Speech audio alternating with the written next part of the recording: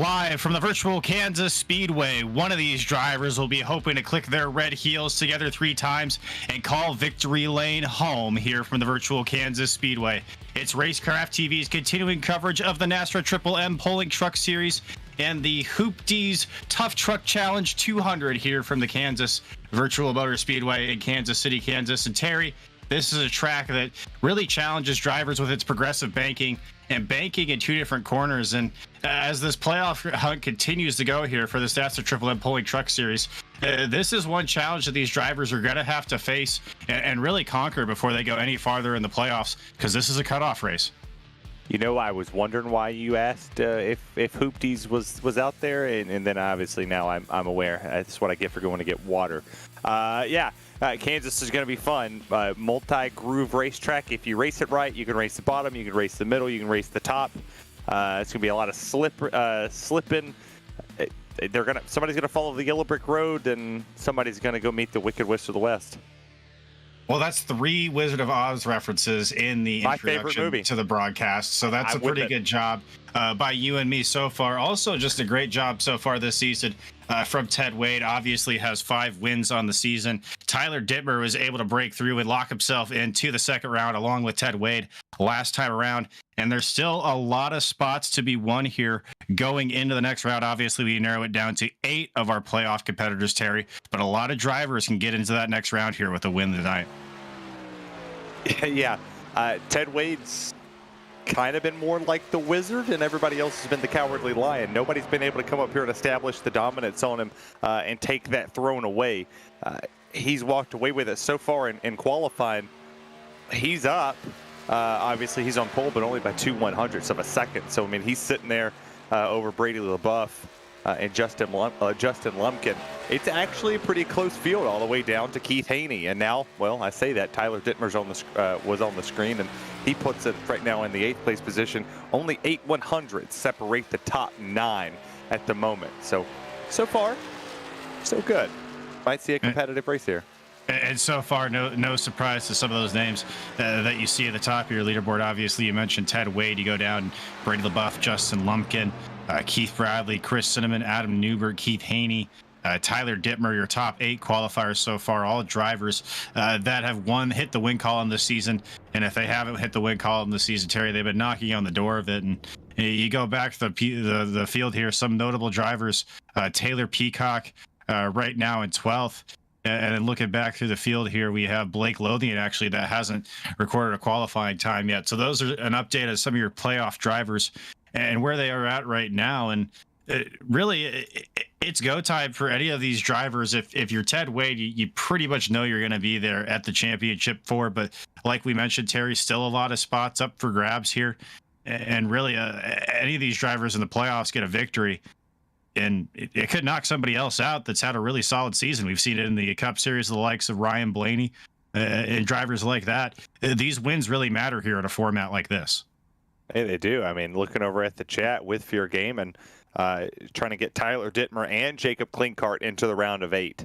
So the only one could potentially do it points-wise. We'll see those hopefully here in a little bit. But I think right now the biggest question is going to be who's going to come in second, because we haven't really seen anybody do anything with the 2 truck. It's just kind of been his show.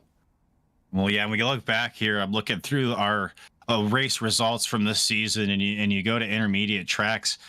Believe it or not, I wouldn't say Atlanta's an intermediate track anymore. We have the new configuration of that.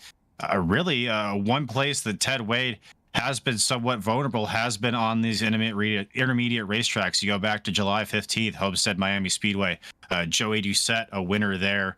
Again, going down to, let's see here, Charlotte, Jacob Klinkart won just before we started our playoffs there at Michigan. So this is another intermediate track. And actually, if one place that Ted Wade is somewhat human to Harry, it seems to be here on these 1.5-mile tracks. Well, he showed up in qualifying exactly what he needed to do, set the pole, runs out here, and we'll see, obviously, in the race what happens. I mean, he's got some fast drivers behind him. I mean, he's got Lumpkin, Brady, Cinnamon, and LaBeouf up there with him. that could potentially pull a spoiler on him. I think the last time we saw him on an intermediate track, he got wrecked. If I believe that was the case, my memory sucks, and I'm still torn that my wife put carrots in spaghetti. And that is a tough thing that you had to deal with earlier. It looks like everybody has wrapped up their qualifying session here. So we'll take a look at the grid. Obviously, you see Ted Wade and Brady LaBeouf, your front row drivers right there. Ted Wade, your Pulse Poppers pole sitter with a 31.207 here this evening to set that pole time. Back from there, row number 2. You got the 2 drivers of Justin Lumpkin and Keith Bradley there, just behind your front row leaders. Again, 2 drivers that have wins on the season. Chris Cinnamon, Adam Newbert are going to make up row number 3 here in your 5th and 6th spot. Keith Haiti, Tyler Dittmer, row number 4. Going back here to row number 5, Robert Richards and Stephen Gregory in the 61 are going to make up your top 10 there, Terry. You got Stephen Thomas and Taylor Peacock back there on row 6. Row 7, Christopher Blanchard and Zach Hartwick. Row 8, you find Kyle Hess and Raul Meza. Row 9, Brian Abbott and Jeffrey Sickles. And rounding out the top 20, Cody Knott and Huck Wigington. Row 11 finds Dana Shepard and Devin Painter there in the 21st and 22nd position, respectively. Eric Zimmerman is going to be your 23rd driver, with Derek Kilgore in 24th and making up row number 12. Row number 13, all the drivers back from here to not take a qualifying time. Brandon Bullock, Blake Lothian in the 26th position, Jacob Klinkhart 27th, Michael McKinnon 28th. And TJ Moore is going to be race control this evening, so he will not be gridding a 28 car field here from Kansas. And right now in the control of Ted Wade and Brady LaBeouf, you see the lights are out on the iRacing pace truck. This means these fields will go racing this time by. They're going to take the green flag here from Barney the Flagman in just a second once they get to the Geico restart zone there. And we are green flag racing here from Kansas for the Hoopty Truck Challenge 200. That was a good start right there from Ted Wade. Got jumped out there on Brady LaBeouf. Let's see if the 9 can actually hold that outside on the initial start without maybe getting cold tires and sliding a little bit. Yeah, side by side for about second back onto the 6th position right now. You see the 87 of Lumpkin and the 9 of LaBeouf there battling side by side. The 9 goes to the high side of the racetrack. I'm interested to see here, Terry, early in this race, if that high line is going to pay dividends for any drivers, or if we're really only going to see that come into play towards the latter half of the stage. We mentioned the progressive banking that this surface has, and you see the drivers taking advantage of it, going 2, even sometimes 3 wide here through the Kansas Speedway. Yeah, I mean, every driver's going to have a different approach. Some drivers are just going to go up there and throw caution to the wind. I mean, so far you see the 9s up there. Everybody else is, playoff-wise, tucked to that bottom, painting that white line down there. Justin Lumpkin and Chris Cinnamon was the recipients of him going out there to the outside lane. But you see 3 wide, you've seen 2 wide. Somebody try to take it 4 wide down the back straightaway for some crazy reason. But you see the biggest thing right there with what Cinnamon just did. If you stay in this traffic the entire time and you don't find a different lane to move around, you're going to burn that right front up because you're just sitting in dirty air and you're just tight the entire run. Really important to move around the racetrack, like you said, Terry. The field now dealing with some lap traffic there. Looks like a car coming out of the pits that looks like the 5 of Klinkhart there. 1 lap down right now on your tower, and you'll see those drivers on your timing tower highlighted in yellow. Those are your playoff drivers. You could also pay attention to them on the screen as well. All those drivers you see with the yellow name bands and the yellow spoilers will be your playoff drivers. You see 2 of them side by side right now for the lead as Lumpkin dives to the inside in turn number 3. Try to take the spot away from Ted Wade there. You can see his teammate Chris Cinnamon a little bit farther back there, also running the high line. Right now, Lumpkin just got to the inside of the 2 and made that look easy, but here comes the 2 on the outside as they head back into turn 1, Terry. Yeah, Jacob Klinkhart, they said he had a penalty on lap 1 that had to be served, so that's why he came down and off pit road 28th, 1 lap down. But yeah, he made it look pretty easy, but Ted Wade's not giving up on the outside. He built the momentum. You'll see a little bit of I wouldn't say pinching down to the bottom, but you see him fan out up here, more in a line. That clean air is going to pay dividends in both lines, and you get that momentum off the corner. It's a drag race for lap 6, and I think that time Wade led it, but not by much.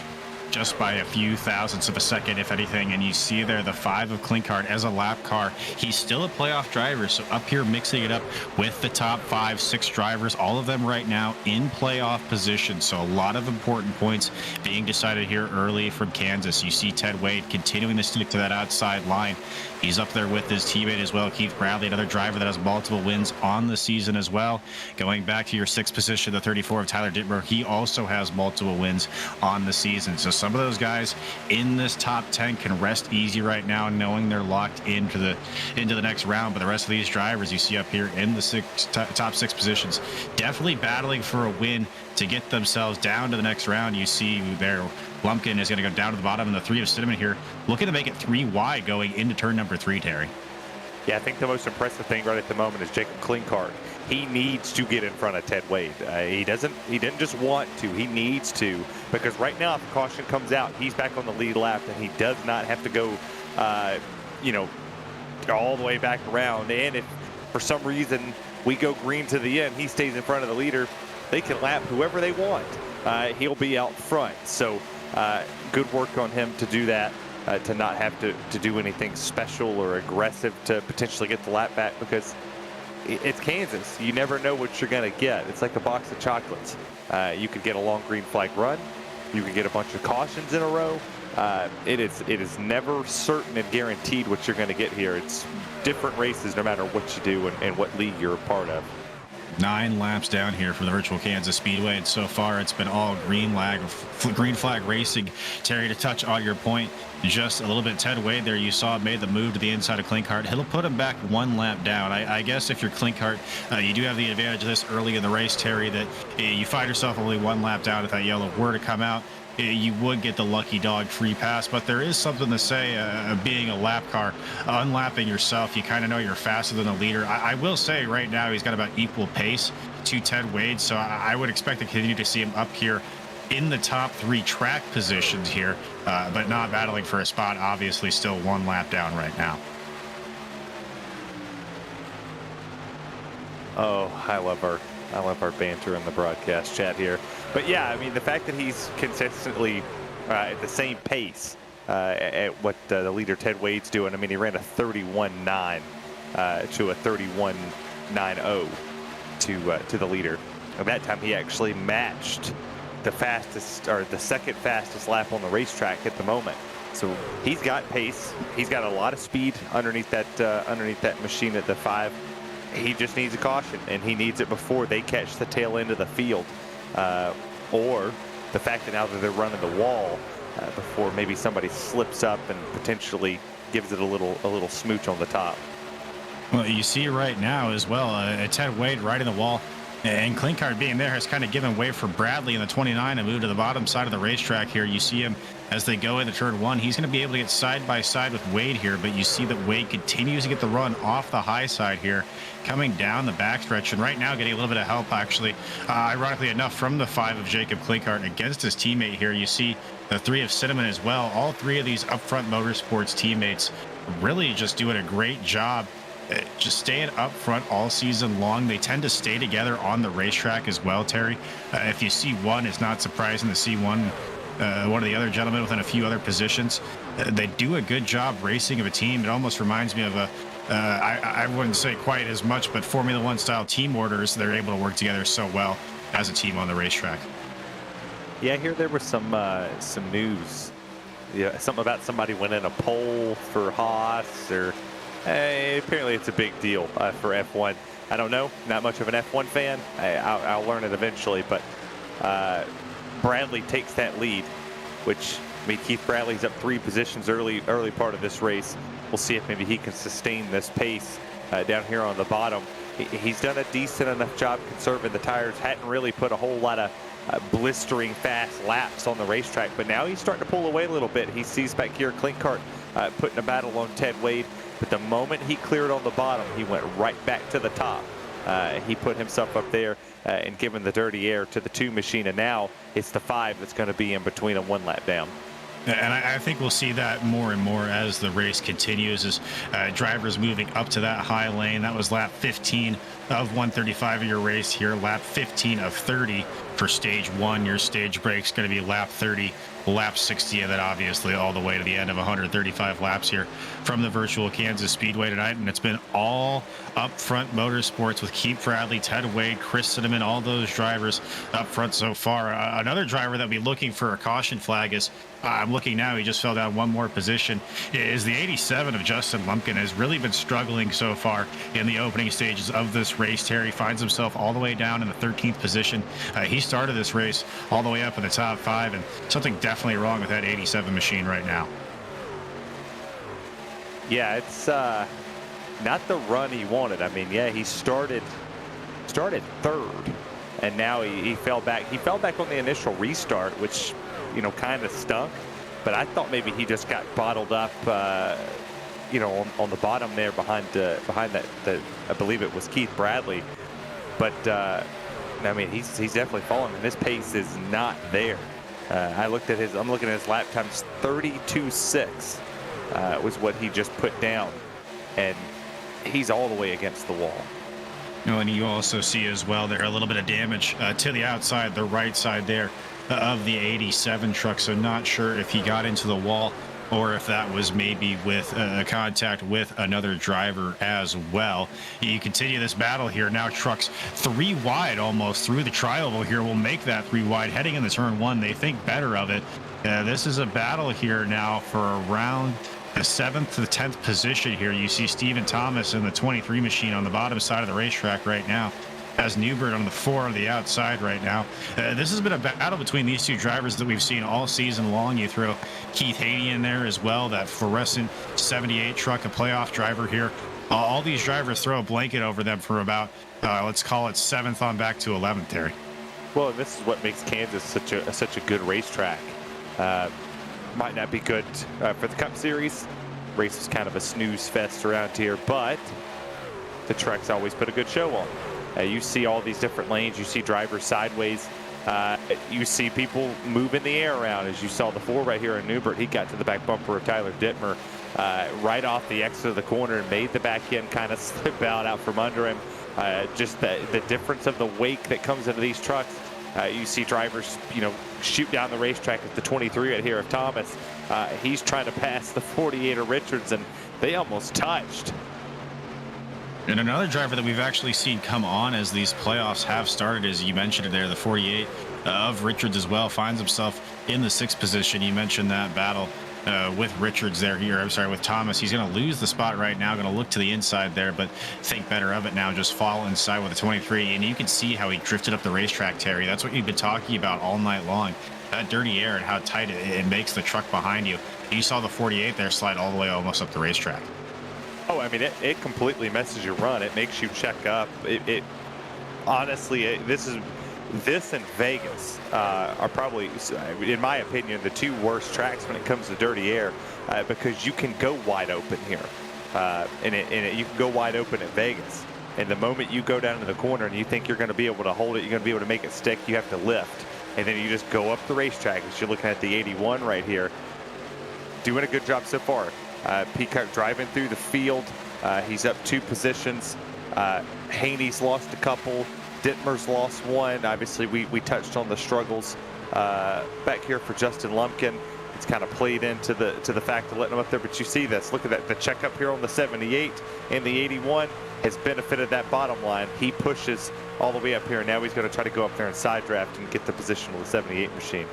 Well, speaking of Haney, he finds himself in the 5th position in your playoff points right now, not adjusted for wins. I'm kind of doing this on the fly here, so there might be some slight calculations here that I get wrong. But right now, Haney is one of your drivers that would be in. This is on board with Blanchard right now. You can see the 81 of Peacock there to the outside. Another one of those drivers that finds himself right now inside of the playoffs, but Taylor Peacock is right there on the edge. He would have to get a few more positions right now. One of the drivers that finds himself to the positive of the cut line after a good effort here is going to be the 9 machine of Brady LaBeouf. Found himself in 9th place coming into this race, 6 points behind Justin Lumpkin. We mentioned mentioned, Lumpkin now continuing to fall to 15th place, so that battle in points is going to continue to tighten. And I think now, if my math is correct, Brady LaBeouf actually would jump Justin Lumpkin here for that 8th spot as it stands right now. So interesting playoff ramifications we have here, Terry, especially going into a cutoff race here at the end of this race. A lot of things moving around right now. If you're these drivers in the top 5, you're doing about all you possibly can. Yeah, especially coming to the end of the rounds. I mean, you put yourself in a position to come to this race. And obviously with Coda last week, or week before, I can't remember. I think it was it last week? It's been a long time, but it was just last week. Yeah, it feels like an eternity. But yes, last week, Coda, a lot of drivers struggled. There was a lot of different things that took place in that race that put us in this position to come to Kansas, to put yourself in either a must-win, or I have to finish 10 spots ahead of this person, and then you have to hope for misfortune for other people. And this is this is a solid place to come if you're looking for a win, especially if you're able to just preserve the truck. If you could save tires at Kansas, your chances of winning went from, like, I don't know math, but 28 divided by 100, or I'll say 30. It's like a 3% chance. Well, careful, Terry. Your head over there. I can see it. It hurts. Yeah, the math thing. But now you save tires, you got like a 12% chance of winning. And you mentioned here too, like you can save tires with the different groups, and I do think that's why we're seeing some of these drivers, as you saw a little bit of a hectic battle there around the 48 machine. This is going to be. He did get the wall a little bit there, Terry. This is going to be for around 14th position there. You see Lumpkin in the 15 just doing what he can to hang on right now. Really just from bad to worse here for Justin Lumpkin. Finds himself just outside of the playoff cutoff line. If things were to end the way they were right now, LaBeouf would just sneak him out for that position. Here you see the 37 of Meza, the 99 of Painter here making the move to the outside of the 48 into turn number 1 here. Again, Lumpkin have really struggling. The only 2 drivers you have locked in right now, of course, are Dittmer and then Ted Wade there in the 5th position. So any one of those drivers in gold, they're trying to win this race right now, Terry. Well, right now, Keith Bradley's doing what he needs to do. I mean, looking at his pace, him and Adam Newbert are the fastest 2 on the racetrack. They're both putting down 32-second lap times. Everybody else is in the 33s.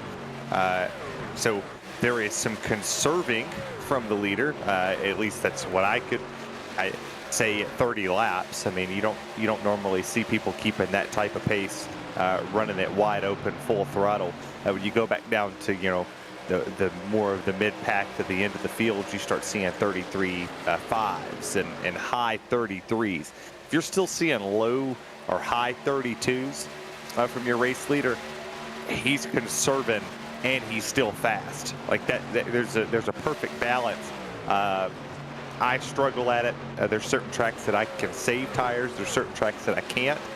This is one of them that's just, one race it'll be good, and I'll be able to save, and I can finish in the top 5 or win it. And then there's a lot of races where it's like, oh, this track does not feel the exact same. And hopefully for some of these drivers, it's like what they practice to let them come in here. Maybe not for the 81 because he's still having a hard. Oh, caution. Well, it's actually the end of our stage, Terry. I wasn't trying to cut you off there, but I was going to try to say that's the lap 30. This is going to be ending your stage number 1, and Keith Bradley is going to win stage number 1 here from the virtual Kansas Motor Speedway. Looking back through the rest of your top 10 right now, Cinnamon, LaBeouf, Newbert, Thomas, Wade, Gregory, Dittmer, Abbott, and Peacock. So Ted Wade, Tyler Dittmer, even though they're locked in, still good runnings here at Kansas, find themselves inside the top 10. A lot of your playoff drivers, Terry, still within the top 10. So not done yet for Keith Bradley, but doing about all you can. The rest of the playoff drivers finding themselves in the top 10 obviously get playoff points. So they're doing all they possibly can right now as well. But if you're that 29 machine, so far so good. You just hope you have a good pit stop here. All you can ask for.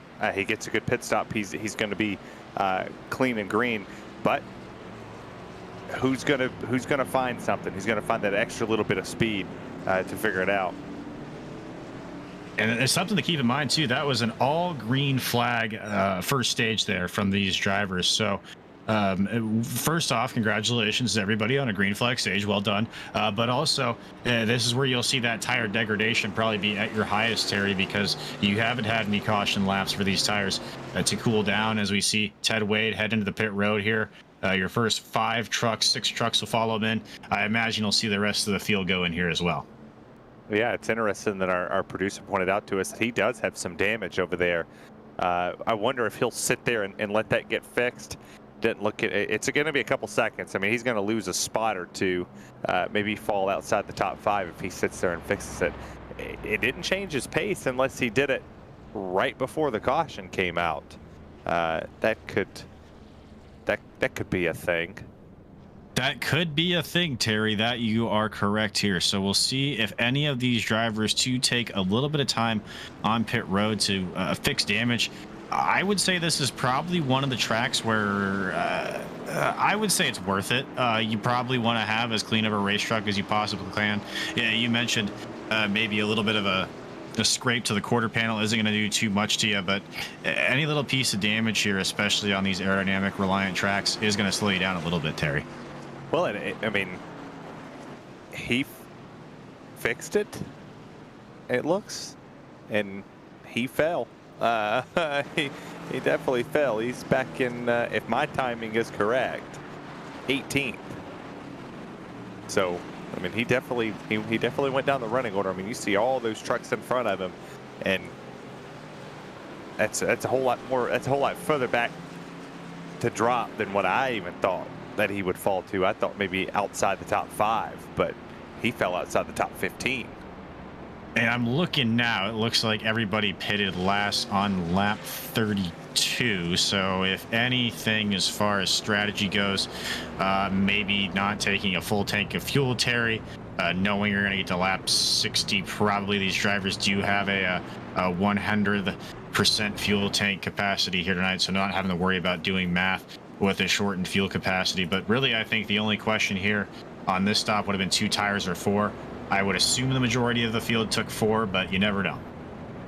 If somebody didn't take 4 tires, you're going to find out real quick on that restart, because this is not the place to take 2 at all, unless we get a long green flag run to the end. Right outside it, we get to lap 60. Obviously, we'll have a lot of laps to go. Somebody could potentially come down, take 2 tires, trap the field, and pray that it doesn't, pray they keep a big lead and they don't lose that lead. But you're going to figure out real quick. But yeah, everybody took 4. They were all on pit road for 14, 15 seconds. Good update there from the time in scoring, Terry. I didn't even know that was on there. So good looking out there. I didn't even know you could see the pit stop times. So I guess that would answer our question a little bit and get rid of some of the ambiguity. We'll see if the lights go out on the iRacing pace truck when they cross the line this time. I would assume they will, and there they go. So we'll be back to green flag racing here. Going to be lap 36. Our second stage will end on lap 60, and then of course 135 laps to our full length distance here. And new leader on the racetrack right now, it's going to be Chris Cinnamon, and he decided to take the inside line here on the restart. I'm a little bit surprised by that, Terry. It looks like the outside line was the line to work with so far. Yeah, I'm with you. I'm pretty shocked by it as well. I thought that he would take the outside, but he's got Brady LaBeouf on the outside too. So I don't know how much, maybe they have a plan. They've kind of talked. You can slide in front of the 23 here of Stephen Thomas, who's on the bottom. This is, as long as he gets a good jump, that bottom's kind of tricky here. Yeah, and again, let's see here, taking a look at our battle for that last position. Lumpkin now finds himself back in the 25th position, actually, here. So a day going from bad to worst. If you're the Justin Lumpkin camp, the pace truck there will dive to the safety of the pit road, and the field will be in control of Chris Cinnamon here as he comes to the Geico restart zone. They'll get the green flag, and we're back to racing here for stage 2 from the virtual Kansas Speedway. Man, that was a really good restart, Chris Cinnamon. He was not playing around when it came to that. He hit the gas, and everybody else behind him, I don't know if they were asleep, maybe a little Friday night nap. I'll say I could use a Friday night nap, especially after my Thursday night, Terry, which I don't think I need to get into. For anybody on Racecraft TV here, we have one truck slow here. That's the 86 down to the bottom of the racetrack. We stay green flag racing for now. We kind of mentioned, though, Cinnamon took the inside line. We both kind of questioned that a little bit. When you get out to a 5-car length advantage on the second place truck, it doesn't really matter if you took the bottom lane or you took the top lane, Terry. Yeah, everybody kind of caught him off guard. I mean, we saw the initial start where Ted Wade, he waited past the restart zone. Nope, not for Chris Cinnamon. The moment he touched the Geico restart zone, gone, and he took off on everybody. LaBeouf, I don't know if he wasn't paying attention, if maybe he wasn't looking over to see where he was going to go, but kind of bottlenecked the field there, second on back, and he pulled a really good lead. I mean, he's still sitting there at 0.2 of a second. It's starting to close a little bit because of the draft, but so far, so good here for the 3 machine of Chris Cinnamon. And right behind him, of course, Brady LaBeouf trying to get his way into the playoffs. He's in a points position right now, but if Cinnamon were to win this race, that does make the gap closer for LaBeouf to make it in. Right now, actually, I believe if Cinnamon wins, he would be the first driver out as the positions shift down. One more driver from there. At this point, really, if you're LaBeouf, it's almost a better situation for you if you let the 2 truck go behind you and you get head weight up in front of this race or pass Cinnamon yourself. Of course, Ted Wade being your pole sitter has a very fast race truck this evening as you watch Taylor Peacock there running the outside line. This is for 6th position, and that's Taylor Gregory on the inside there. He's working up against Gregory, going all the way down to that second white line, Terry. And of course, we can do that here at the 1.5 miles. You can go down below that white line. Can't do it on super speedways, but you can definitely use it to your advantage here. Yeah, I don't know how much of an advantage it really is, other than, kind of scrubbing your tires. But I mean, it gives you the inside track if maybe you want to arc it a little bit more and take a little bit more extra space to potentially go down there and get the clean air on the front of your nose to go to the inside of somebody. But I've always stayed away from it. People told me it scrubs a whole lot of tires, and I believed them. So if I'm wrong and somebody lied to me, then shame on them. But I stay off of that thing. I will say one driver who's been making his way back to the front after that pit stop is look at Keith Bradley here, just making mincemeat of these drivers. He makes the pass there on McKinnon for the 12th position and now has the 34 of Dittmer in his sights. And I think you bring up a good point there, Terry. It's not a line that you run a run. I think every single lap of a run, but you can use it to get to the inside. Maybe get an advantage, maybe get clean air on the front end of the nose of your truck. But yeah, not definitely something you want to do lap after lap after lap here, as you see. That's Bradley there able to take another position away and just setting his sights back up to the front of the pack after falling back after fixing that damage there on the right-hand side. Well, and the interesting part for him is when he was leading the race, everybody behind him was racing and side by side, and 2 wide, 3 wide. They're single filed out for the most part. Most of the field predominantly went to the outside. Very far and few between has went down to the bottom and sit there and ran it. Everybody's running it like the old, Talladega, Daytona races where they just pack up on the high side and just sit there. So far, though, not going to jinx it, incident-free for the most part. So 44 laps in, he's not really catching any breaks because, nobody's knocked out.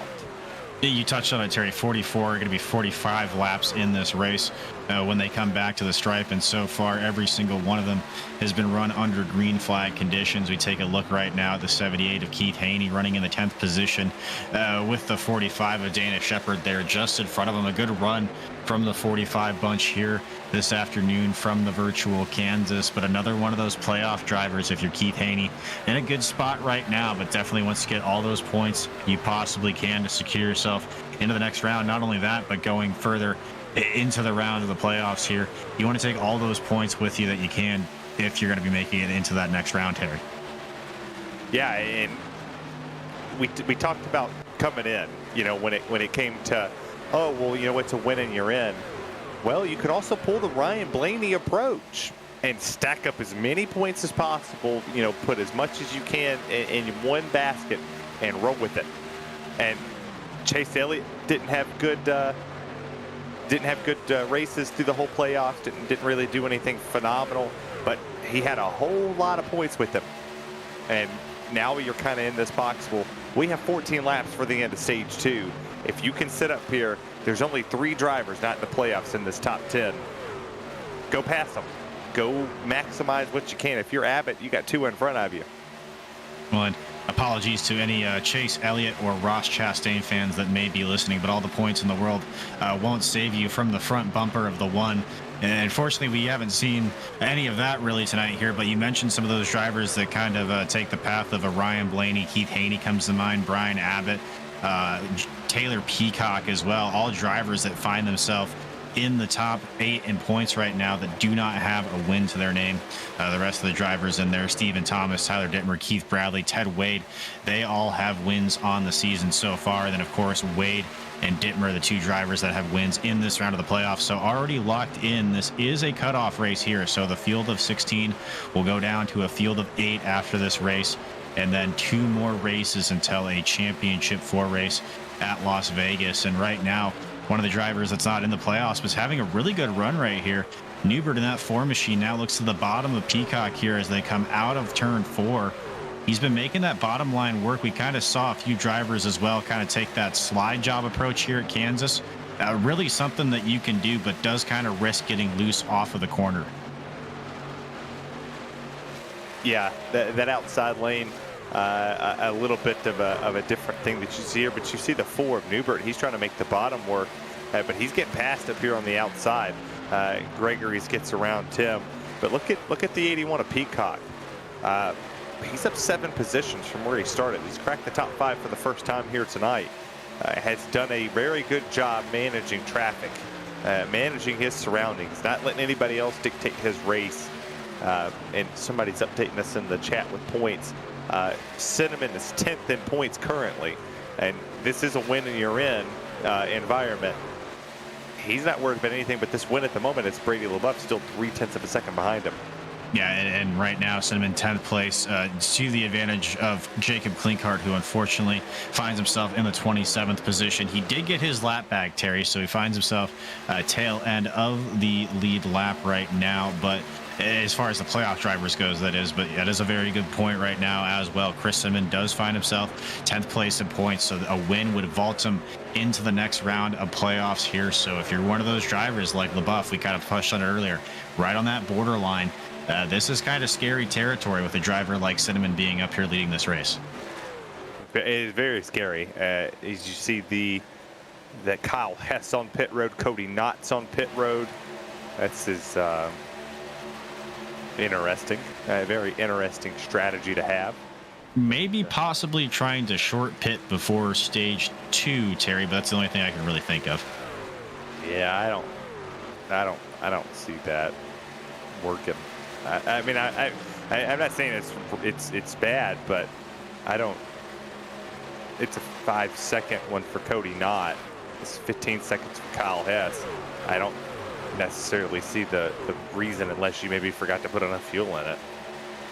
Possibly. I will say, you know, I see what your point is now, Terry, because Hess is now 2 laps down now as he's regaining the track. If you do it and stay on the lead lap, sure, why not? But if you put yourself 1-2 laps down, yeah, you're not going to get all of those back. So it kind of puts you in a tough position here. So either a new set of tires, or maybe you mentioned not enough fuel in the tank on that last stop here to get them to a spot that they need to be. But this continues to be an intense battle for Peacock as well. And he has found victory lane this year, Terry. It just wasn't in a points paying race. Trying to do it right now, finds himself at least in at the current moment on points. And really, I think if you're Peacock, you know, I'm not trying to say anything negative here, but I think you got to be realistic. Understand that you're probably not going to win this race. You do need to get as many spots as you can here coming to the end of the night. This is why I love working with you, because you say it like it is, and that's always my favorite approach. You're right, and that's no slight to him, but you have to be realistic. I don't go into an official and say that I'm going to win the dang thing, because guess what? I'm probably not going to win it. I have a good chance on plate tracks. I have a moderate chance at 1.5 miles. But if it's not Auto Club Kansas or one of those other races that's just flat foot wide open, my chances of winning is slim and none 90% of the time. So the same hindsight here for Peacock.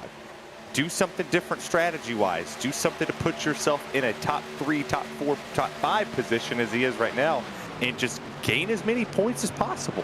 Just do everything that you can to put as many points in your egg basket as possible. And here he sits 5th. He's up 7 positions. He's done box 1 so far.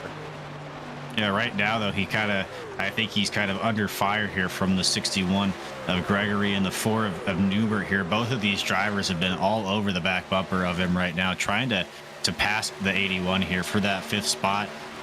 And if I'm the 81, you can't give up that spot, because you can't lose the points. We talked about him gaining all the points. Obviously, you can't lose any more points from where you are right now. And you look back to the 8th position, there's Abbott of the 82.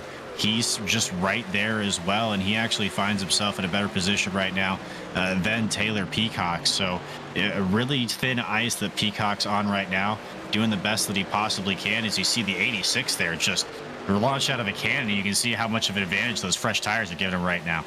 Yeah, I mean, he has a massive advantage, but it's going to be a sad point if he does not go up here and take a lap off of him. He would have to clear everybody in 2 more laps and then take the wave around, or he'll get the free pass.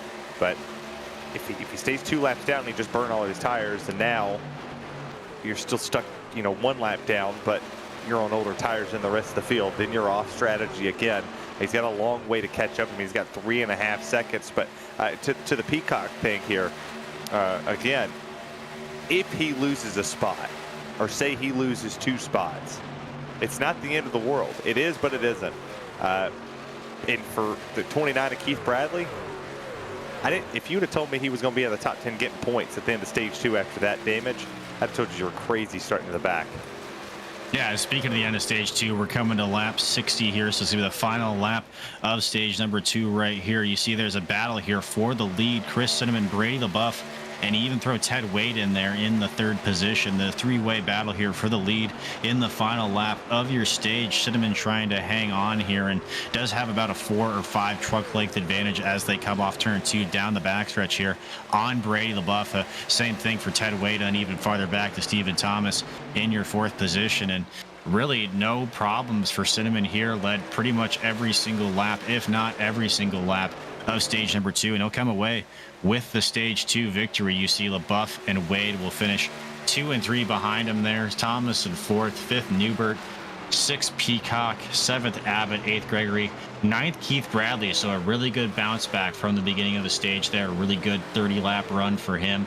And then Keith Haney rounds out the top 10 for your playoff drivers, collecting stage points for stage 2. So Terry, another green flag run here for stage number 2. I think at this point, we were probably going to go green all the way to the very end. Let's not jinx it. This would be a very fast show, and then we might be able to get our nappy nap in. It's 9:40. We went 61 laps, and what time did we go green? 9:05, so 35 minutes. We might be in bed, but, well, I don't know about you. But my Thursday nights, I don't know if you could say yours, but my Thursday night it ended at 2:30 in the morning to get up and then come back to work at 9. So, wow. Well, hey, props to you for being able to do that. I can't even. I'm still at the spry young age of 29, and I still can't really shut it down and then open it up early in the morning. So props to you. I will say my night ended a little bit earlier, I think around 1 o'clock here, as we see all these drivers with their wheels to the 1 o'clock position, Terry, as they head on the pit lane here. See what I did there? That was pretty good. And look at that. The 9 all over the back bumper there. Cinnamon obviously slowing down to get in the pit road. You might see some drivers bump the back bumper there. Maybe try to force them into a speeding penalty. I don't think that works as well as people think it does on iRacing, but I've seen it happen before, Terry. Yeah. it more makes him a little bit more nervous because he has to get on the the brakes and go into his pit stall. They get into it clean and green.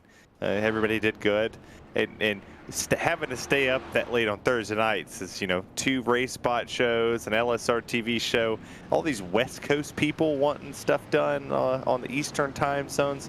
Pretty wild. As Cinnamon, he wins that race off pit road in a convincing fashion.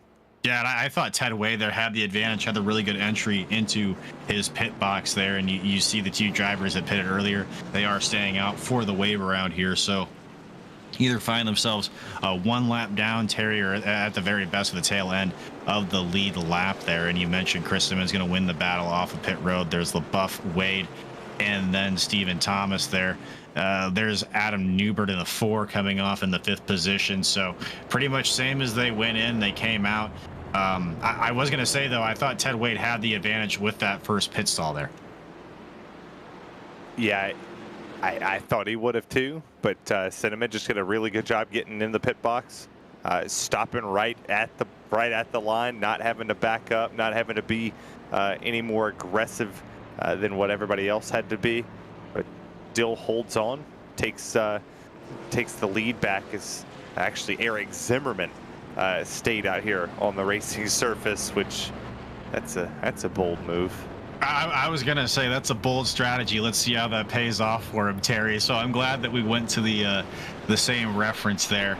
I will say we seem to do that quite often here. And let's see, the last time that Zimmerman pitted was back on lap 32. Obviously, that would be the end of stage 1 here. So an interesting call from the 94.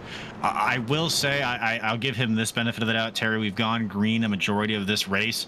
If you're going to stay out on tires like that, I would say that's probably the better bet. You don't have to worry about restarts every couple of laps. So I give that to Zimmerman. I don't think this is going to pay off in a race win, but a track position play, I think, here from the 94 camp. I don't know how much track position he's going to get. He's about to drop. He's about to fall to the end of this field really quick. Here he comes. Okay. I was going to say that there is going to be no question that the dropping was going to happen, Terry. I was not disagreeing about that at all. Yeah. I feel like you were trying to be a little nicer about it, like a track position gain. No, there would have been no track position gain at all. He would have saw the restart, and by turn 1, he probably would have been 10th or 11th. If not 3-4 wide, or been the caution. That could have been a thing too. Hey, maybe just he wanted us to talk about him for a second. Well, talk about him we sure did. Something to talk about here. Brady LaBeouf, Chris Cinnamon, both drivers looking for a win here, leading your field back to green flag racing, and we've kind of seen it, Terry. Track position's been key here. It's been kind of hard to pass for the lead. So really, I think the drop of the hat here. Obviously, there's going to be a longer green flag run all the way to the end. Probably, I would say, a green flag stop in the middle of it. So it's not set in stone, but you definitely want to get all the track position you can on this restart here as they head into turns number 3 and 4. Again, next week, we head to, let's see here, next week we will head to the Daytona International Speedway, Terry. So that'll be interesting for a playoff race. And then Bristol, that's going to be the round of 8. And then, of course, obviously go to Las Vegas for the championship. All that here on Racecraft TV. But we'll see what Cinnamon does this time. Will he go right at the beginning of the restart zone, or he waits? He does wait this time a little bit. Back to green flag racing here at the virtual the Kansas Motor Speedway here. And with that little bit of a move, you saw Cinnamon kind of stacked up the field, Terry. Now gives himself about a 4-car length advantage over Ted Wade here. And we saw this on the last restart here to start stage 2. Again, Cinnamon out to a huge lead. Yeah, and for LaBeouf right there, he got another bad restart. And Adam Newbert, now he's on the inside of him. That end of the stage, the 4 did get around the 81. So we talked about him potentially falling back there and losing a point to a non-playoff driver, and he did that. And now Newbert having a really good run coming up here to that 3rd position, battling it on. He's clear. He actually cleared himself for 3rd, and unfortunately, I don't think I'll be here next week. If everything works out, I might, but I'm not 100% positive. Well, that's okay. You'll always be here in spirit, obviously, Terry, Fair. and then all the snacks that you end up leaving in the booth as well. But yeah, this has been a silently excellent run. I'll say it for the four of Newbert. There finds himself all the way up in the third position, and we've seen all night long, Terry. It's just been the slow march to the front for the four camp. Didn't make the playoffs here. Obviously, aren't one of the playoff contenders, but found himself right on the outside of the playoff field. I would have to equate him to, if we were going to the NASCAR drivers again, someone like a Michael McDowell. You know, just a really strong, quiet season. Not a playoff driver, but still very consistent. Nothing to be upset about. And finding yourself here, top three, final stage at Kansas with a shot to win this race. That's a very good comparison. It's not often you get a Michael McDowell. Oh, trouble! Car in the There's- wall here. That's a playoff driver too. I think that's Keith Haney. No, it was Heath Haney. That almost was the caution. That almost was the first one. And who is that up against the wall with him? Is that Dittmer? Is that Tyler Dittmer? I think it is Dittmer. Remember, he has won a race so far. So, I mean, you don't want that to happen to anybody. But I guess for Dittmer, it's the least of consequences here. Obviously, falls to the back of the field here. That happening on lap 69 of your race, lap 70 now here of 135 here this evening. That'll drop Dittmer all the way back to the back of the running order here, at least on the racetrack. And that does help some drivers gain some playoff points there, Terry, just from track position, but still locked in. So not a death blow there for the 34 machine. Yeah, but for Haney, that stinks because he was having a decent run. And maybe they just when they got in the corner necessarily misjudged it, or maybe washed up a little bit and just made incidental contact. But you talked about the point with the track position here. Chris Cinnamon, when he was sitting third, fourth, wasn't really showing off a whole lot of speed. But the moment he took the race lead, he instantly jumped to the fastest driver on the racetrack. That clean air makes a ton of difference on the nose of these trucks. And right now, the three's showing it off. We'll see if maybe Keith Haney can get back up here on the over-the-top designs machine to put himself in that position again, because he's definitely got a fast truck and he's showing it in traffic as well. Yeah, you see there about a 5 truck length advantage, excuse me, there over Ted Wade, and then a little bit farther back there to Newbert and LaBeouf. Right now giving chase to Newbert. Newbert was up there for a little bit, kind of fell off the past couple of laps here, maybe just trying to save a little bit, finds himself in a comfortable spot in that third position. But you kind of mentioned it here. Cinnamon, with the clean air on the truck, has just been the most dominant driver since the drop of the green flag here for stage number 3. I'm kind of surprised here that we haven't seen Ted Wade move to the outside line, try to make that work. Seems pretty content there filing into the draft with Cinnamon. I mean, I think he's won enough. Hopefully he has earmuffs. When you're consistently winning, eventually, I'm not sure if you get tired of winning, but I'm sure you want to spice it up just a little bit. Maybe with a little cinnamon, right? You let him lead a couple laps, let him sit up here, and then bam, you throw in the sugar and you jump to the outside. And maybe we'll see that type of race. Maybe we'll see Wade go to the outside and crush Cinnamon spirits. That's well done again, Terry. I'll give you that. That groan was probably pretty audible there on the broadcast, but I did not expect you to go that route with it. I did not didn't think I was going to wade through a bunch of puns there to get to where we were going. That's what I'm here for. Well, it completely derailed my train of thought, so I'll thank you for that one here. I will say this right now, Taylor Peacock battling for that 6th position, still in that fight with Gregory there in the 61. But look who's behind him. It's the 29 of Keith Bradley, still moving his way through the field here. Kind of getting held up by Peacock right now. I will say that now dives to the inside here. See if he'll make the inside line work here going into turns 1 and 2 there. The 61 and on playoff driver in front of him here, and it looks like Bradley will get the position now and move up in front of the 81 there coming off of turn number 2. And talk about that, though. I mean, how frustrating is it if you're one of these playoff drivers like Bradley? Is it frustrating to have a driver there like Gregory, like Newbert up in the top 10 mixing it up with you? Or is that just something you have to prepare for as a race team? I mean, you have to understand that there's non-playoff drivers going to be on this racetrack. What you don't plan for is having to, they have the same pace as you. Like, obviously you think when you make it to the playoffs that all your playoff drivers will sit at the top, they'll be the cream of the crop.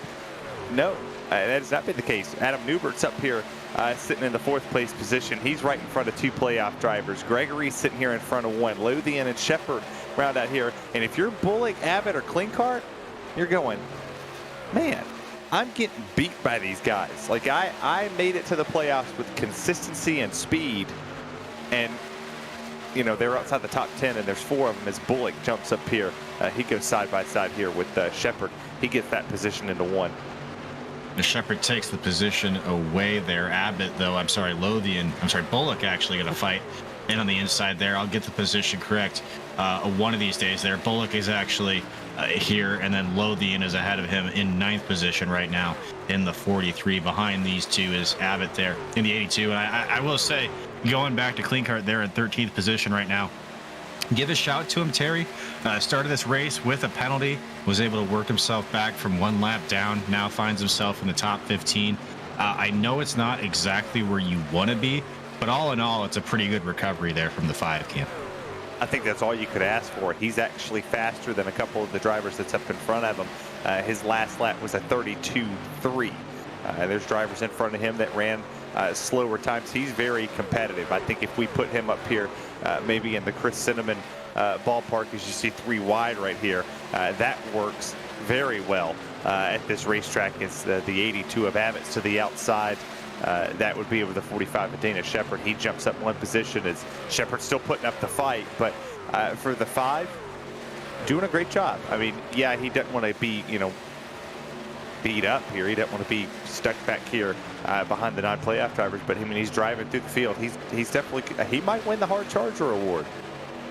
Yes, the NASRA 360 Hard Charger Award. And actually, let's take a look at that right now, Terry, and see where we're at here. Maybe you could kind of check back in with me as I check in here with a couple of drivers here and see who's leading that so far. I will say, taking a look at the playoff standings right now, Terry, a 5th through about, make it 6th position back through about 13th, back to about Jose Luis Rivera, is separated by roughly 30 points right now. So still, you know, each one of these places is a position. So, I mean, there's some swings to be made. We see some of the playoff drivers that have had trouble so far. But really, this is very tight for these last couple of positions. If you're a driver like LaBeouf right on the bubble, you got to be going for everything you possibly can. And really, I think the only way you're going to lock yourself in for sure is by winning one of these races. And we talked about it, Cinnamon, all the way in 10th place right now, looking to make that jump all the way into the next round from 10th here in our playoff standings. Yeah, with LaBeouf sitting on the dirty bubble. You look right here at this battle that's going on behind it. Thomas and Newbert fighting it out, trying to get the 4th place position and settle that one. We were looking at our NASRA 360 Hard Charger guy. That would be Blake Lothian in the 9th place position, 17 gained. And then it's a tie for 2nd between Bullock and Klinkart, who's in the 10th and 12th position. And now it's just Klinkart because he fell back a spot. But this battle continue on here. The 4, the outside lane, 23 try to take the bottom. Maybe a little gamesmanship going on here, because that could have ended as there's another pass back here behind him. Yeah, that 61 of Gregory there of Stephen Gregory continues to make positions here. Has had a really good run here at Kansas so far. Finds himself in the 7th position. He battles with Bradley here on the outside line. Bradley getting all the way up by the fence there, trying to get all that momentum he can off the high side, especially with some of the heat built into those tires. Definitely easier to get up there without worrying about sliding the rear end out there. And you still see the damage to the outside of the 29 truck. He has been able to fight himself all the way back up here to the 6th position, Terry, but now is kind of stalled out a little bit. Hasn't really been able to get anything much more than that. And I think that's kind of a testament to all these drivers in front of him having very clean race trucks right now. Well, he just caught the wall right there. He flirted with disaster, and he sure got disaster. He was all the way up against it. When he came off the exit of the corner, he took a piece of it with him. There was a driver on pit lane, I think that's Hess, went a lap down, that was smoking It looked like a Waffle House at 2 in the morning. But there he goes. Can he make it stick? Nope. The slide job couldn't be in effect. And this is a great battle here as they go down the backstretch. Bradley trying to get this spot away, but really just hasn't been able to get to the back bumper of Steven Gregory and really make a convincing pass for the lead. And that's been the difference here in this battle. Gregory just able to fight back every single time. And now you see the advantages up to about 2 or 3 truck lengths here. And Bradley's going to have to maybe kind of reset. You see here, Gregory's just taking a good job of taking away whatever line that Bradley is going for. And you kind of mentioned the gamesmanship, picking the different lines. Another one of that, it could be picking the line that you know your competitor wants and taking the air off them. You see that Bradley there is still able to make a little bit of a gap through the corner, but you got to imagine he's struggling a little bit with that dirty air right now, Terry. Yeah, correction, it's not Hess. That would be Keith Haney that's on pit road smoking. But you're right. You saw that that Bradley wanted the outside lane. He was rim riding the entire time. Well, then all of a sudden, there goes Gregory's. He goes to the outside. He was running the bottom the entire time, and he moved up after he saw the slide job get pulled, and he was like, "Yeah, you're going to pass me on the bottom." He's like, "I'm going to make you pass me down here," and now he just can't. You take a look at the race leader. He's pulled almost a 0.5 of a second lead on him with 47 to go, and he's not slowing down. He's still one of the, he's one of the faster drivers out here. Everybody else is catching draft off of him, which is kind of playing with their times and maybe shaving a little bit off. Well, we mentioned how crucial clean air is for these trucks as well, and I don't think we're getting into a situation where lap traffic is going to be a factor anytime soon, but really that's the only concern that the 3 of Chris Cinnamon has right now. You mentioned him leading since the drop of the green flag to start stage 3 here. Now 46 laps to go this time by. I don't know if we've gotten any kind of word on the fuel window here, Terry, when these drivers might have to come down and pit one more time. If they do have to pit one more time, it seems like I always try to make this more than it is, and it ends up working out where I just look silly, and it's a pretty simple race to the finish. But I do think these drivers have to make at least one more stop. I'll hype it up with you. Yeah, I think... Well, actually, probably the chat would know, so maybe chat, if you could let us know if they have to make one more stop or not, that would be cool. We'll give you that one, too. Sorry, Terry, didn't mean to cut you off, but I had that thought as well. No, I'm for it. It's not often people engage the chat. Most places tell us not to, but yes, chat people, people of the chat, come tell us. Because yeah, with Fear Gaming, keeping us up to date on all the points, trying to keep us up to date with the positions that we have. I would imagine they got to pit again, and probably about, I would say 35 to 30 to go. I would start seeing people come down. I think you're right on the number there, and obviously this isn't a complete jest here to everybody else that works at Racecraft TV, but I don't know what they expected, Terry, putting you, me, and Zach in a booth and trying to remain professional for a whole 135 laps. So we're going to break all the rules and talk to the chat here on Friday night if we want to. With 43 laps to go here now, Chris Cinnamon still has about that half-second advantage over Ted Wade. This is a battle here around the 48 machine of Richards here for about 15th position. You see the 19 of Blanchard there, and then Painter, one of your playoff drivers, trying to make a move to the outside of Shepard there in the 45. And right now it does look like Painter has a little bit of run as they dive into turns 1 and 2 here. They'll be side by side as they head down the backstretch, I would think, here, with Painter having a little bit of a run. And actually Painter had a much more of a run than I expected. You see Lumpkin back there as well in the 19th position. Days just gone from bad to worse, and unfortunately, barring a miracle for the 87 camp, Terry, that's probably going to be the end of their playoffs.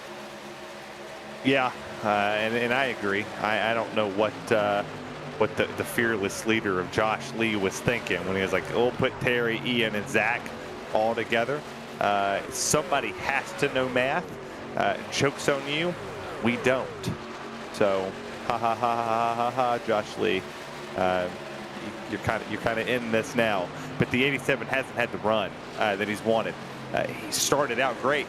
As pit stop starting to ensue, that would be Blake Lothian down pit lane, the hard charger so far of the race. He's the first one, and Brandon Bullitt comes down with him. I was gonna say, no, Blake, you're ruining your hard charger award. Stop it. Don't pit now. But I guess, yeah, I guess bigger things are at stake than the NASRA 360 hard charger award. There's here nothing bigger than that, Ian. Exactly. Now, as you see Newbert here working to the outside, trying to work the position away from LaBeouf. And you mentioned it, Terry, the green flag cycle of pit stops has begun here now. 40 laps to go. We kind of mentioned it, 40 laps, maybe down to 35 laps. I'm assuming some of these leaders you'll see closer to the 35 lap mark, but I'm interested to see who's going to be the first of these playoff drivers, Terry, in the top 10 to dive to pit road. Yeah, I would say 35. You go 35 to go, you give yourself a buffer, 30 at the latest. But that's if nobody else decides to come down pit road inside this top 10 that can make the time up, because you've only fell off a second to 2 seconds from your from your fastest lap time, and those are similarly consistent laps. So it's not like you're just out there going 2 seconds for a couple laps and done. But I want to see who pushes it the longest, because that's going to determine this race. If I'm Chris Cinnamon, I'm coming down like now-ish and trying to go out there and burn a couple laps to extend that lead.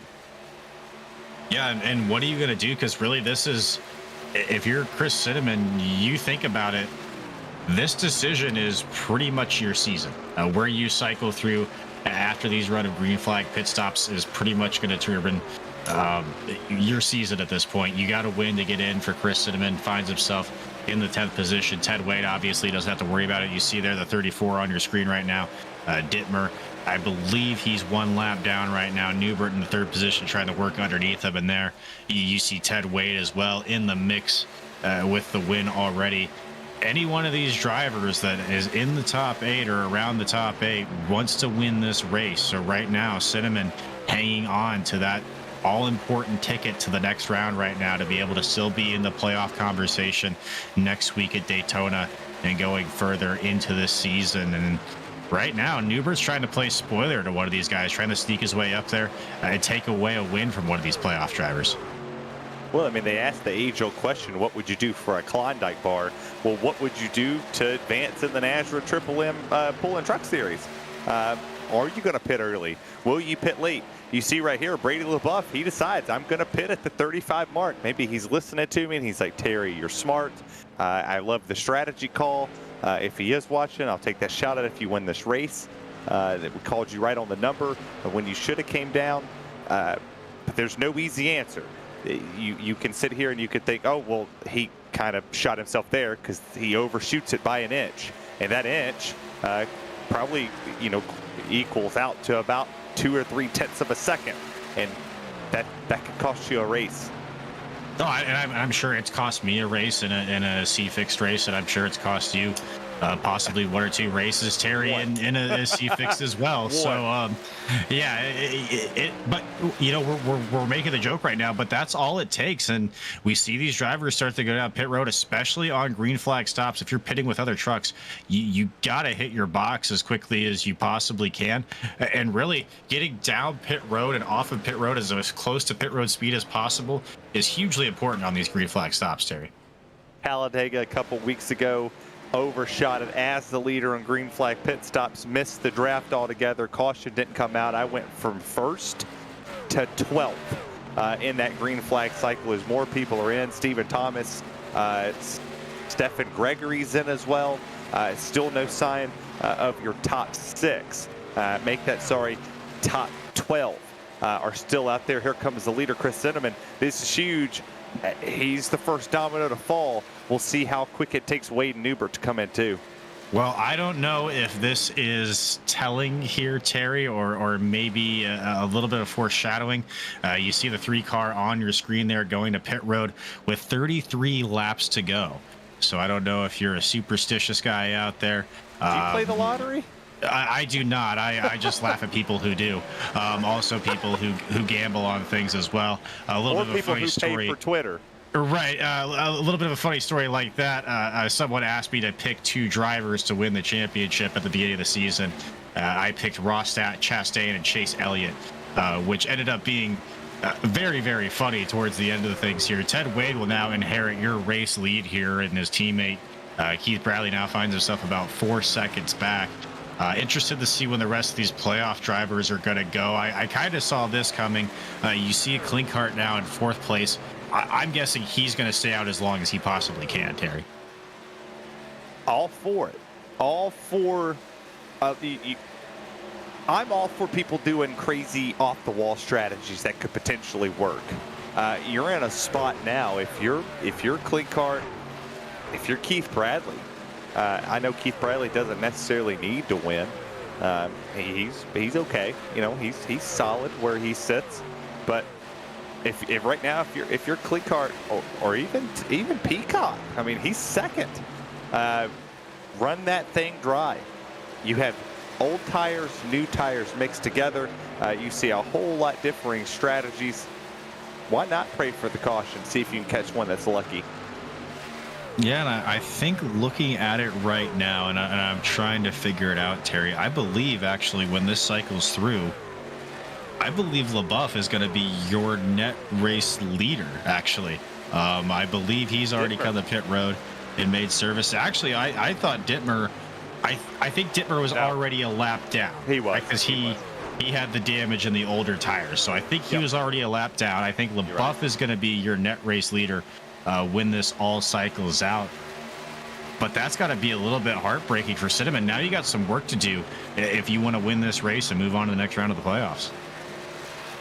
Well, I'm looking at the handy dandy leaderboard over here, and Cinnamon pitted on 102, 101 and 99 for Brady LaBeouf. So Thomas and LaBeouf 99. And you see the laps, 6 laps, 4 laps, 3 laps. That's the difference. And while I think Cinnamon's going to catch them potentially, their delta is not too far from each other. It's about a 1.6 seconds gap up there to Thomas. I mean, he has a chance to get up there and make this run happen. But yeah, that's what it runs. 3 laps. Well, and LaBeouf right now, I mean, on the flip side of this strategy, he's in the catbird seat. He's loving this. He made the print strategy to get himself up into the top of this race. And I think that even if, as you mentioned, you know, he's still able to get up there and catch LaBeouf, at that point, LaBeouf is fighting for the exact same thing as Cinnamon. He's not going to let that go easily. Obviously, this is going to get down to a bit of an attrition race here once we get towards the end of this final run here after all these stops cycle out. Obviously, Terry, there's always going to be a caution that comes out that shakes everything up. That would pretty much be a death sentence here for all these drivers that haven't pit yet. Anything can happen here with 26 laps to go, and I know that's a little bit cliche here, you know, when you're covering racing, but really now this field is all shaken up. If a yellow comes out right now, this does change about everything. Well, I feel like we just disrespected somebody. Blake Lothian. That's the net race leader. When Bradley, Peacock, and Hartwick come down pit lane. Lothian did come down first. Blake Lothian. Oh, no. Oh, my there goodness. It is. You jinxed it. That's Ian. This is your fault. You did it. This is all your fault. 100% Ian. Oh, I will take the blame for this just because this makes things incredibly, I hate to use this word, but incredibly spicy here with 25 laps to go in the NASRA Triple M Polling Truck Series. Your Hoopties Tough Truck Challenge 200 here from Kansas. You just got about 1,000 times more interesting, Terry. We'll start the trend. Everybody out there, blame Ian. His fault that this came out, but let's have a little fun here, because well, how many were on the lead lap? That's what I'm trying to figure out right now, and that's I see 11. Oh man. Okay. So 11 on the lead lap. Obviously, all the leaders here can pit at this time, and they will right now, as you see Bradley going to pit road. Yeah. So everybody pits here. Dittmer stays out there, so I think he'll get the wave around. He's the free pass. Yeah. So Tyler Dittmer's your free pass, but I would imagine that you can. I mean, you could try to be bold. Not as bold as Cheez-Its, but everybody has to pit. Uh-oh. Oh, and the 13's out of fuel, Terry. Michael McKinnon looks like he's... Oh, come on, McKinnon. Somebody push my man. Yeah, what is it? Cars, the King should finish his last race. He even has the color scheme a little bit there of Richard Petty. And I think he's going to be able to get it to pit road. Obviously, we're still under yellow conditions, but I don't know if he's going to be able to get all the way back to his box. Somebody push your boy. The 13, Dittmer passed him. Somebody should have pushed him. He's going to have to tow. He's not going to make it all the way back around the pit lane. Somebody should have pushed him. Interestingly enough,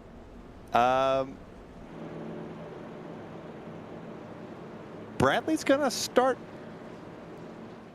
6th, I think. I'm not sure what Brandon Bullock's doing. Here. Yeah, no, you're right. Right now it would be 6. Bradley would be 6th. Your top 5 as it sits right now, LaBeouf, Thomas, Cinnamon, Gregory, and then Ted, Wade, Bradley, Peacock, Bullock, and Lothian and Hartwig now. Your top 10, and obviously they're still kind of trying to get lined up here after making their pit stops. But Brady LaBeouf is your race leader right now after pitting relatively early in that green flag run. And I think if you're these drivers that have pit early, Terry, you're kind of in good shape because you got enough trucks behind you that haven't pit yet. It's still interesting, though, as we see what happens with the 48. He kind of tried to save it, just gets up into the...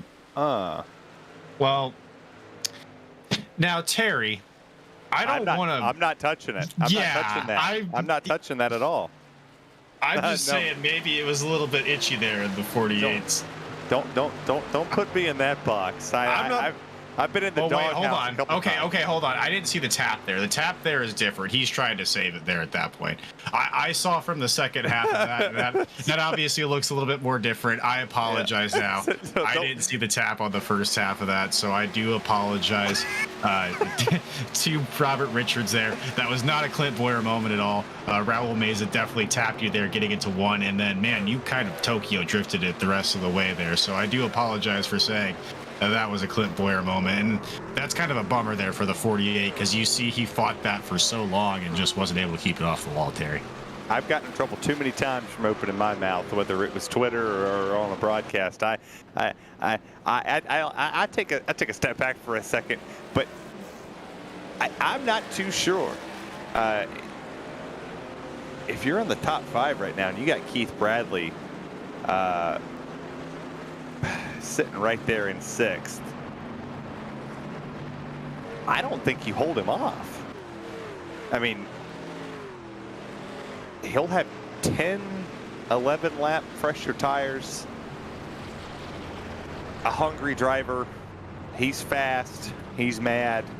21 laps to go now. Yeah, that's true. It's still a little bit of time to go here. Not, a long distance by any stretch of the imagination, but a 20 roughly lap shootout here when we get the green flag. So Brady LaBeouf going to be your leader. Steven Thomas to the outside. Chris Cinnamon there in 3rd. And you saw how dominant he's been, the non-playoff driver of Stephen Gregory there in the 61. Had a great run. He could maybe sneak up there and get this one. Ted Wade, Keith Bradley.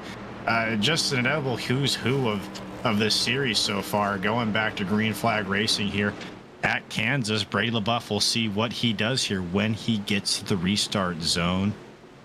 He waits till about the tail end of it there that time. Back to green flag racing here at the virtual Kansas Speedway. And here, look at this, Terry. They're already trying to split out 3, maybe even 4 wide here heading into turn 1.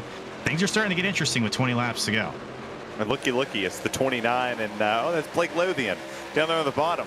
The first 2 on fresh tires. And I'm telling you, that Bradley guy, I don't think he much cares. He's going to get passed right here by Blake Lothian. He'll get that run. Bradley got boxed in by the 23 there, but Lothian might be the playoff spoiler here in just a second. Well, Bradley, too, looked like he was going to try to go to the outside there of Steven Thomas on the 23, and he's still running an extremely high line here through 1 and 2. I just think he thought better of it at the time being, and and realize the advantage he does have with the fresh tires here. But you can see the frustration there in the 29. He knows he has one of the trucks to beat, and he keeps finding himself now getting kind of sandwiched here behind these cars all battling for the lead. And now LaBeouf is falling back. These drivers are going to spread out almost 5 wide here as they go through the tri-oval. And look who's in the lead again. It's Chris Cinnamon. Terry, when did that happen? Oh, boom. The 43 gets in the Bradley there as well. We'll see if the rest of the field can avoid it here, kind of splitting both sides of it there. It looks like only collecting Bradley and Lothian, it looks like, for right now, Terry. And we saw this kind of developing for a few laps there. They were trying to make 3, 4, even 5 wide going through the tri-oval there work. You can maybe do it for 1 or 2 laps, but you start doing that 3 or 4 laps in a row, it's going to bite somebody. It looks like it bit Blake Lothian right there. Well, that was 3 drivers on fresh tires going for every position possible to jump out in front of them. You're going to see the 81 right here. The 23 gets the middle. No room. There's no room. He gets into the 81 there, Peacock. He gets up into Blake Lothian, and those 2 go into the wall. And 3 of those fresh tires that are trying to charge to the front to win this race, and they knew that whoever was out front of that pack was probably going to win this race. Oh, and LaBeouf there was so lucky to be just out in front of it. He was kind of in no man's land there, Terry. He was about to be overtaken about that group of, you mentioned it, 3 drivers there that had fresh tires there, just bearing down on our leaders. And this is definitely going to shake things up again, going here to about a 15-lap shootout. You can see, obviously, engine damage there to the 43 of Blake Lothian. So that's probably going to be night done for him as well. He was looking to be the playoff spoiler, but not only that, Terry, Keith Bradley caught up in that one of your playoff drivers. I don't know how big of an impact that's going to be to him as well. You saw that Peacock kind of got bounced off that well to the inside, and it looks like some drivers taking the pit road, but it looks about the back half of the field here, Terry. Why not come down? You got a set of tires in the pits. Take advantage of them. You know, if you're Dittmer, Blanchard, Painter, Klinkart, you kind of had to. You know, you've been the back half of the field, top 15-ish, but not in the top 10. Now you're going to have some tire advantage on the field. You have a chance to drive up here and see what you can do with it. You know, lap 118, about 16 lap fresher tires. Go out here and put a couple quality laps down for, should be 15 to go when we take the green flag, and that's it. And I'm kind of curious right now, and Zach, if you could here, I kind of want to take a look at the 81 of Peacock there and kind of see if there's any damage on his truck. He also was involved in that incident as well. I think if anything, it's going to be to that right front there. And yeah, you can see, Terry, there is some damage to the 81 as well. So unfortunate for him. He was one of those drivers, we talked about him earlier, that has been running in the top 5 all day long, looking to get up here and win his way into the next round. That's really going to make it difficult here down the stretch. I mean, regardless, you're not pitting. No, absolutely not. Yeah. Yeah, I mean, you think about the position he's been in all race long. Starts up front. We kind of was like, or we started a little further in the back. You're like, oh, I thought he'd be faster than this. I thought he'd be up here competing with them. Nope. Just never really found the speed. Never had it. He gets up here to the top 5. He falls back again. Gets collected in this. We'll see what fresh tires can do. And it's tough, Terry. I mean, every time we see here, you know, this has been a pretty clean race so far, and we've seen these 2 late yellow flags come out here, and it really, I mean, it's a playoff race. It's a playoff cutoff race here, and every one of these incidents we see have very high impact ramifications for not only the playoff field, but just, you know, moving into the rest of the playoffs as well. The drivers that do make it through getting caught up in some incidents as well. It's been hectic here from Kansas. Yeah, I mean, you look at Justin Lumpkins in the 87. You know, he started up in 3rd. He's sitting in 9th, pitted on lap 100. I think he's going to get overtaken by the 5, the 19, the 99, potentially the 34 and the 4. So, you know, just the fact that think he's going to lose a couple more spots here in just a second. It's going to make a bad night a whole lot more, more frustrating by just the fact that the pace of the truck hadn't been there, the tire saving hadn't been there. It has just not been a good night for the playoff drivers that needed, and I mean needed, to win to go into the next round to fight in a round of 8. Well, the one driver who's doing that right now is definitely going to be Chris Cinnamon. And if I was Cinnamon, the biggest fears that I kind of have is, honestly, I think in this situation, Ted Wade is going to work with Cinnamon a little bit here. But who knows? Maybe you don't want to deal with him in the next round, Terry. So I don't really know what Ted Wade is going to do here. If he's going to go out here and try to win this for himself, or if he's going to try to mix it up with LaBeouf and Cinnamon here at all. Some other drivers that kind of stand out right now are Thomas. He's got a little bit of damage that there. Peacock as well. Maybe if something happens to these leaders. But even Stephen Gregory there in the 61, quietly up there in 3rd position now.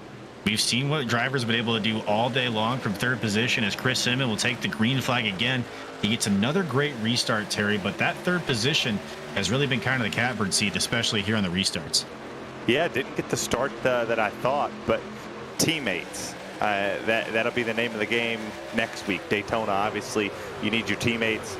You want to go out there and win for yourself, but you also want to get a good points night to start that round of 8. You see the 24 back here of Hartwick. He's one of those drivers that are on fresher-ish tires. Lap 111 came down on that, so we'll see if he can get around Peacock right here, put himself in a decent position to maybe run up here for this win. I don't see Ted Wade going out here teammate-wise. We try to spice it up. At least I try to make a little climactic stuff. Now, I don't think he's pulling out to do anything here on his teammate. Yeah, and a big moment there almost for Lumpkin there on the bottom side. He was side to side with Klinkert there for a second, and they both almost touched coming through the tri-oval. That would have probably brought out the caution flag one more time, but they're able to both keep racing here. And I will say shout out to the 87 group. They've been resilient, working your way all the way back up to 9th position here. Just kind of, take your lumps early and see where everything works out attrition-wise. We're going to be 11 laps to go when they come back to the stripe of this time by, and I think these caution flags to a certain extent help the drivers that stayed out later on tires, Terry. Well, I tell you what's helping. Lap 118, Klinkert, a lap down, didn't have a good run in the first stage. He was there hunting second stage. He's 6th, and he's probably going to get 4th because he's coming with a whole head of steam, and he has a chance to win this thing. He's going to go 3 wide here up the middle, going into 3 and 4. He should easily make this pass as long as no shenanigans happen. And there's the shenanigans. Oh, and it takes out LaBeouf as well. That's huge for playoff implications here. They're right next to each other. I think we're going to stay green flag racing here. That was about as big a moment as you can. Lumpkin and Miller, they're going to get shoved all the way back. You see LaBeouf very slow on the racetrack now. And the rest of the field kind of just trying to scatter here. This is definitely going to shake up the running order. And up at the front of the pack, though, Ted Wade is still all over Chris Cinnamon. You see everybody here just trying to figure it out after that big incident. You see some damage there to the right side of the 9 there of Peacock, or I'm sorry, the right there of LaBeouf. And that was big. Both LaBeouf and Klinkert were battling there for that 8th spot in points, Terry. Finally got a Super Trooper reference in. That's really what I was hoping for, was the shenanigans. It happened. Now if you're Cinnamon and Wade, you got a 2.5 seconds. You don't have to, do anything spectacular. Klinkert and them 5 seconds back, Peacock 5 seconds back. Fresh tires are in no position to catch you. You just sit here and ride. Even Hartwick. Fresher-ish tires in the 24 machine. He's 2 seconds back. So now he just gets to set off in the sunset, and I think Cinnamon's got it. Yeah, right now the drivers that are locked in are going to be Dittmer and Wade. So Wade running P2 here. I'm kind of interested to see what he's going to do with Cinnamon. If he's going to try to go for it, or if he's kind of just intentionally hanging out here about 0.2 of a second off of the back bumper there of Cinnamon. I don't know if he can't quite catch him or if he's getting some of that dirty air every time he gets close to him. We've seen how impactful clean air is. Ted Wade could be driving the wheels off of this thing and we don't even know it, Terry. I just think teammate game. I feel like strength in numbers. I know. I get your point. I'm sure I get a lot of points where people throw out and they yell at me in YouTube chats or Twitch chats and Terry, oh, you want to race for whatever. I get that. You don't want to face your teammate. If you have a chance to knock your teammate out that's fast, that could put a competition up, put a competitive spirit with you, you're going to knock him out. You're going to try to. But here in this situation, the one thing you don't want is a pissed off teammate going to Daytona. You don't work with him here. He ain't working with you there. And I mean, that was the case in the PRL. Driver was in a different chat, and teammate came out there and blasted him on the air and was like, he didn't work with me. It was in a different chat, so I didn't work with him at all. I didn't push him. His teammate won the race, by the way. The other teammates did not finish. So obviously the teammate war has started over there. You don't want to start it here. This is a weird conundrum we sit in. That's a really good point, Terry, that you go to Daytona next week, and I guess you'd rather have your teammates in with you than not, and especially at a track that we mentioned like Daytona. 5 laps to go now here from the virtual Kansas Speedway, and the teammates Cinnamon and Wade there at the top of the board there, just kind of hanging out. And I guess if it stays the way that it does, Terry, if they both finish in the podium, we'll get to ask them after the race here when we do our podium interviews. So at least we got that going, and I was hoping that you would skip over that, but you didn't, which I guess I really shouldn't have expected anything else differently. Newbert again here, just kind of hanging out in that 6th position. Cinnamon is on pit road. I guess fuel? Connectivity issues. Oh. No wow. way. Oh my goodness. That's he dropped. Packet loss. Yeah. With 3 laps to go. Oh, he's back. He's sort of back. Yeah, he's back. It shows. Yeah, there he is. Oh, thank goodness. Okay. Oh, thank goodness. Oh my gosh. I was about to. Oh man, I was about to see if Zach had any like sad piano music there and just had a funeral there for Chris Cinnamon's season live on Racecraft TV here. But that would have been heartbreaking, Terry. I can't imagine being that close to such an important win that this would be for the 3, and then just getting robbed by something like that. So it's Dega next. Chat once again stays undefeated. Oh yeah, they flipped those. I forgot about that. So let me change that in the schedule. Flip-flop applesauce. The Tala of Dega next week coming through here. We're about to see the white flag, barring no connectivity issues. And you're right, Ian. I was not going to skip the doo-doo reference. It's not in my childhood. Ted Wade here kind of goes to the outside. I wonder if this is almost setting up a move here. And yeah, it looks like Wade is going to make a run here to the outside. We've seen him take the high side all day long. This could have been just him waiting to the final lap. He is going to get the run to the outside here of Cinnamon. They are going to be door to door here coming through turns 3 and 4. Cinnamon with a slight advantage here through turns 3 and 4. They're going to be coming to the checker flag here off of turn number 4. Cinnamon has the slightest bit of advantage here. He's going to win and vault himself from 10th place into the standings into the championship 8. What a huge win there for Chris Cinnamon in the 3 machine here from the Kansas Speedway. He did that one for show. He was not going to pass his teammate right there. I think he was given the illusion that he would have done it, so nobody questions it. I saw right through that. You weren't going to pass him. I'll call him out. I'll say it. He can feed everybody else something. You're not passing him. You're just not going to pass him. Yeah. It looked good. It looked good on paper. So something I will touch on here, Terry, as we will watch Chris Cinnamon do his donuts here. The only other win that Chris Cinnamon has on the season was at Daytona. Now, thanks, chat. I know we are going to Talladega next week. But Chris Cinnamon is a very, very, very good super speedway racer. And I don't know if you remember all the way back, it was me and Josh on the season opener, but it was actually Ted Wade in the 2 truck that gave the push to Chris Cinnamon that was able to seal the win for him there at Daytona, Terry. So interesting to see what these guys will do in 1 week when they go to Talladega. I'm sure they have it on their mind. I know you're not going to be there personally. Potentially. Potentially. Potentially. But you might want to tune into that one if you're not working elsewhere. If I'm not on the show, I'm going to be in Florence doing that over there. If everything is wrapped up Friday night and I can sit down, I'm bringing my laptop with me. I'll have my microphone with me as well. If I am available and around, I'll have Lee put me on the schedule, but I will watch.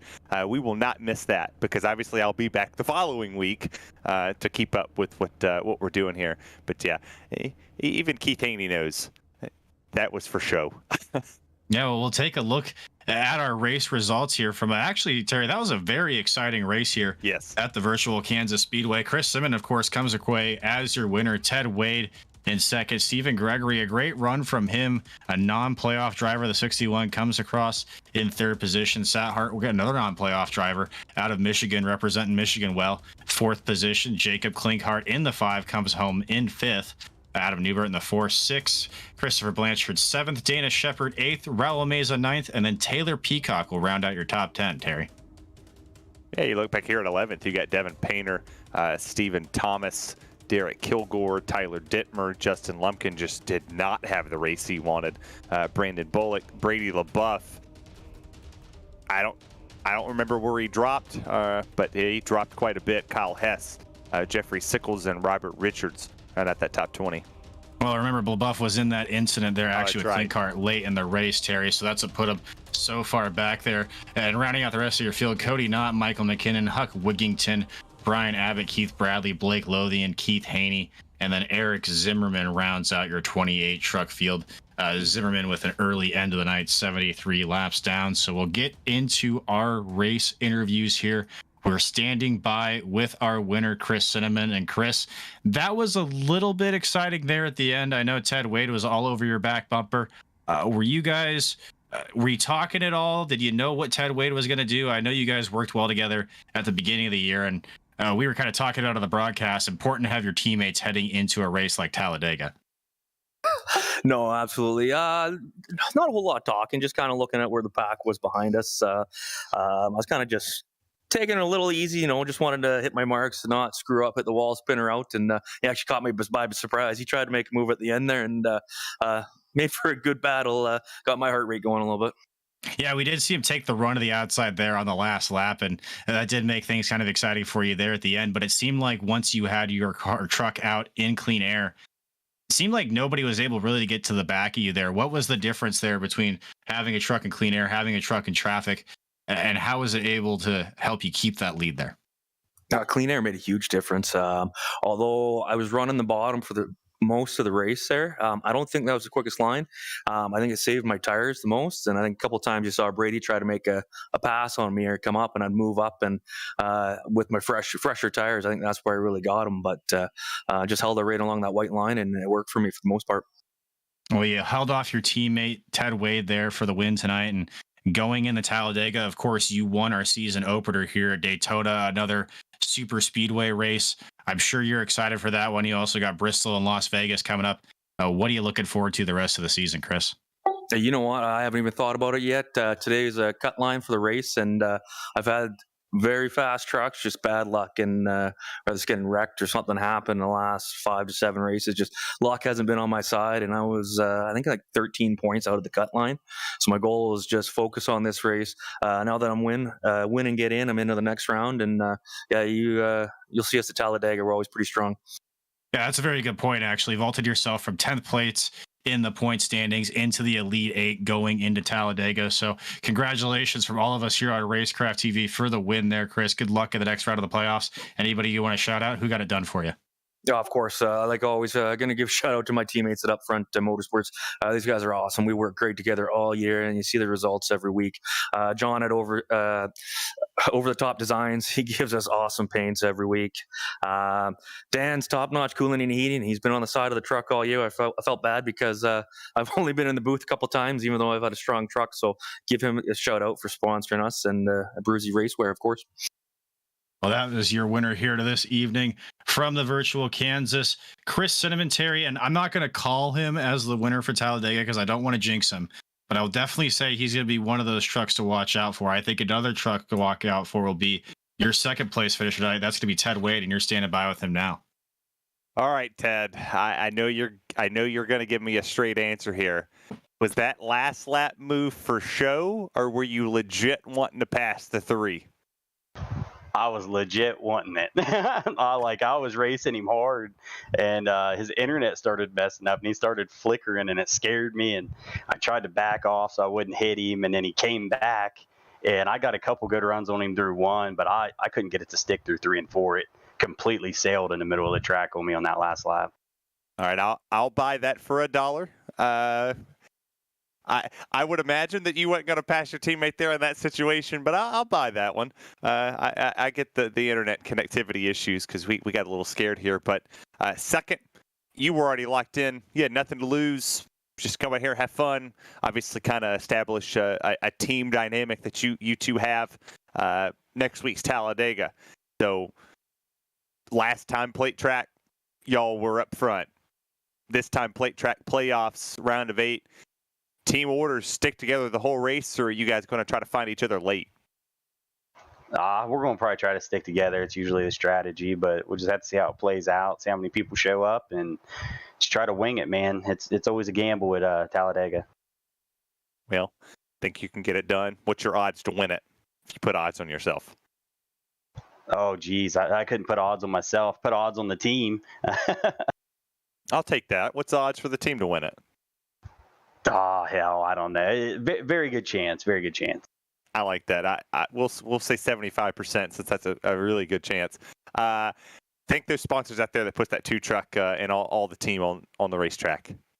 Yeah, man. Huge shout out to Dan's Top Notch Heating and Cooling, John Hedrick at Overtop Designs, Bruzy Racewear. If you're looking for anything, man, make sure you reach out to Judd Danielson. Great guy. He got me hooked up with some gloves. Should be getting them in the mail here soon. Everybody at Over the Top Designs. I don't know if I just said that, but Triple M Pooling, NASRA, all you guys up here at Racecraft. Everybody's been great, and my teammates at Upfront Motorsports. I tell you what, that Judd Daniels guy, really good dude. Reached out to him for some shirts. Great customer service.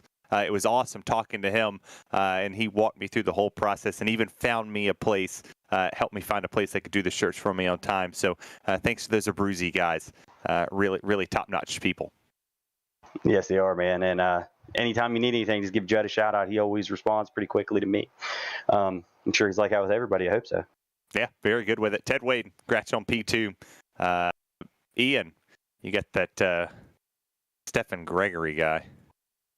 Yeah, Stephen Gregory here, or Steven Gregory. I don't know which one you prefer, so just feel free to correct me once you get the chance here. But drove yourself up through the race here. Just a real strong effort all day long. Ends up in 3rd place. What did the 61 truck feel like out there for you? Actually, it's Steven, but it doesn't matter. But I wasn't good until the tires fell off, and then I can rip it up high. But it was pretty good once the tires fell off. But on new tires, my truck was junk pretty much. I couldn't really do anything with it. Now, coming to that final restart, you found yourself in 3rd position. I mean, at that point, you're sitting in the truck. Do you think you have an opportunity to win there, or are you just trying to go up there and try to get as good a finish as you can? Well, being in part-time with this group, it's always go for the win, always.